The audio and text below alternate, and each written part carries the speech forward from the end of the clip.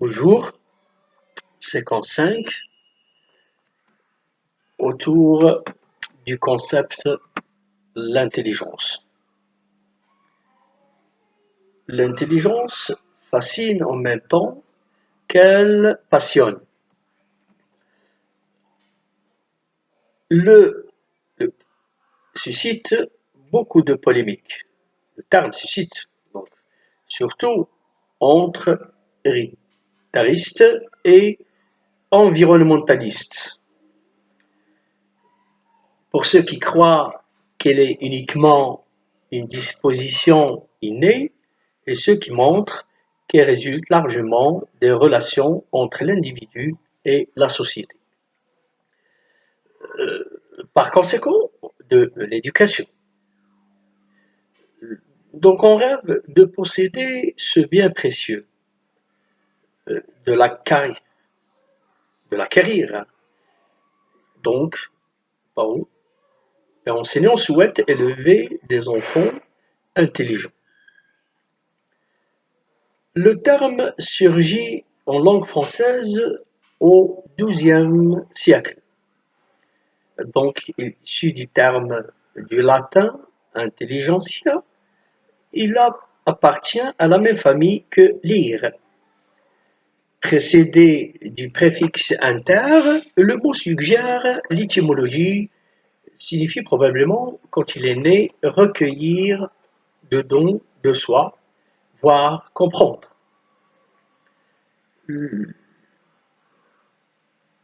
Au fil des siècles, sa signification s'est développée pour prendre un sens plus profane. Aujourd'hui, l'homme de la rue la considère volontiers un don de la nature. Dans ses propos prémonitoire, ses jugements définitifs et par conséquent, mon fils n'est pas doux en français. Celui de mon voisin est un génie en mathématiques. Ce lycéen n'a pas les aptitudes requises.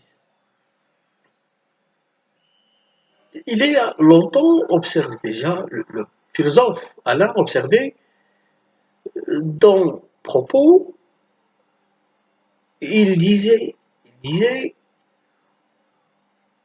je rapporte ces mots, je suis là d'entendre dire que l'un est intelligent, l'autre non. Je suis effrayé comme de pires sottises de cette légèreté à juger les esprits.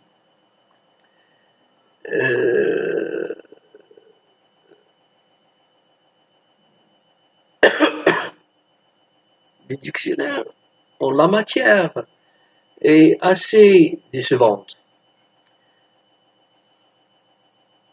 L'intelligence, mais ne l'explique pas. Décrit l'intelligence, mais il ne l'explique pas. La réponse nous rappelle la réponse du médecin de Molière, à qui on demandait pourquoi l'opium fait-il dormir, parce qu'il possède une vertu dormitive, répliquait l'homme de l'art. Quel que soit le mot recherché et disposition, et faculté, capacité, raison, intelligence, les dictionnaires donnent souvent l'impression d'une grande imprécision. Ils répètent à longueur de page la même idée, confuse avec les mêmes mots omnibus. Ainsi, l'intelligence est la faculté de comprendre de plus près, l'attitude à s'adapter à une situation, la faculté de connaître, de comprendre qu'on existe dans le même article des définitions différentes, voire une affirmation contestable. L'intelligence est le propos de l'homme. Certains scientifiques, pourtant, n'évoquent-ils pas une intelligence animale? L'histoire de la science éclaire davantage notre lanterne. La recherche emprunte beaucoup à la réflexion philosophique dont elle ne se dégage que pour professionnellement. Pour Auguste Comte, dans Littré étaient les disciples, l'intelligence de l'homme consiste surtout dans son aptitude à modifier sa conduite conformément aux circonstances de chaque cas, ce qui constitue le principal attribut pratique de la raison.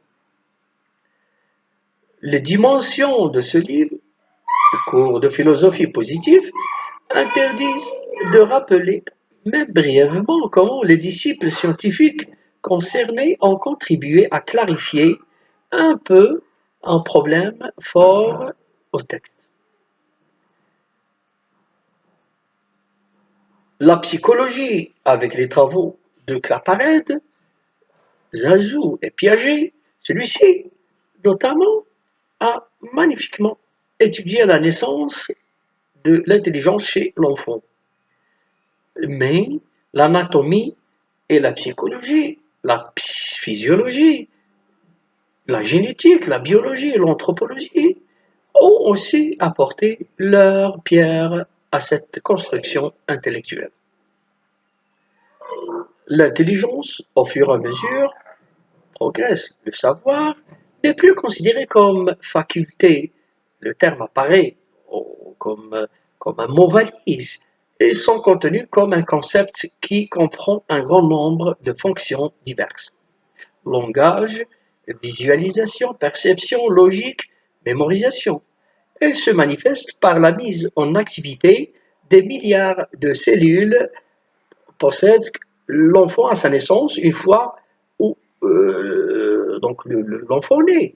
Ce sont les neurones, le généticien Albert Jacquard les comporte poétiquement à des lutins. Il s'agit d'animer, le verbe animer. Il ne s'agit pas de nier l'existence de maladies héréditaires qui entraînent des déficiences intellectuelles telles le mongolisme, mais à côté de ces affections réputées et relativement très rares, combien de fonds sont déclarés sots alors qu'ils sont victimes de conditions sociales, leur limitant l'indispensable entraînement intellectuel. L'intelligence s'entraîne comme un moteur et se construit.